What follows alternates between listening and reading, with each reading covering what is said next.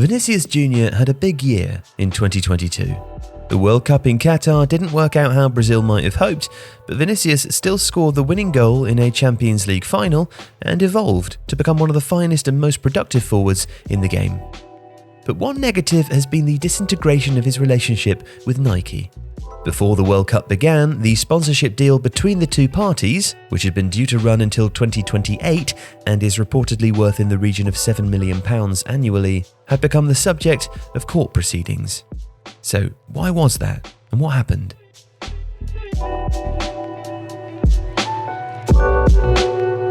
Vinicius wasn't used in either Nike's pre-tournament television advert or the launch of Brazil's new Nike kit. And as was first reported by Brazilian outlet UOL in early December, the 22-year-old Real Madrid player has now begun legal proceedings to terminate his agreement with the manufacturer early. It's even more significant given that Vinicius has had a relationship with Nike since he was just 13, when he was a wunderkind talent in Flamengo's youth ranks. But presently the forward believes that he's not been given due prominence in Nike's commercial activities and sees a bigger future with another brand. He also, strangely, began both the season and the World Cup wearing an older generation of Nike's mercurial boots rather than the contemporary XV model, which has been described as a symptom of his disenchantment. Adidas and Puma are both reported to have shown an interest, if a severance agreement can be reached over the coming months. Both would have him in a heartbeat. And it's an awkward predicament for Nike, who are the long-standing kit suppliers to the Brazil national team. In Mbappe, already a World Cup winner in 2018, Nike have the natural poster boy to fill the void of Ronaldo. But the loss of Vinicius would sting. He was supposed to be a Nike athlete for at least another 6 years. And importantly, he was one of their major properties on a Real Madrid team with a long-standing relationship with rival brand Adidas. Those close to Vinicius have suggested the motivations to leave Nike are not financial. His reasons for calling in the lawyers are instead focused upon the frustrations of not seeing his profile grown. At the time, Nike did not respond to requests for comment from The Athletic, but as seen in their pre-tournament advert, they clearly opted to place others at the top of their marketing strategies for this World Cup. Mbappe, Cristiano Ronaldo, Van Dijk and De Bruyne were all featured. The Brazilian Ronaldo, Ronaldinho and Edgar Davids, meanwhile, brought a splash of nostalgia to the ad.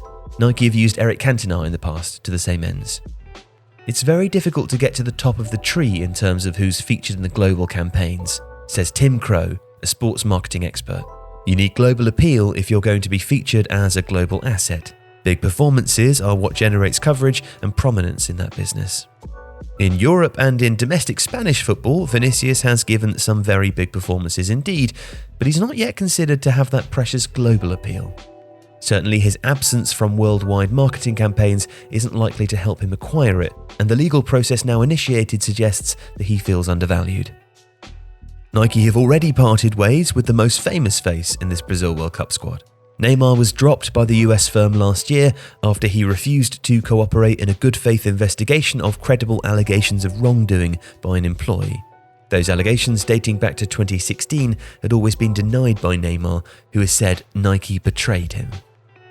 Neymar is now a Puma athlete, one of 7 in the current Brazil squad.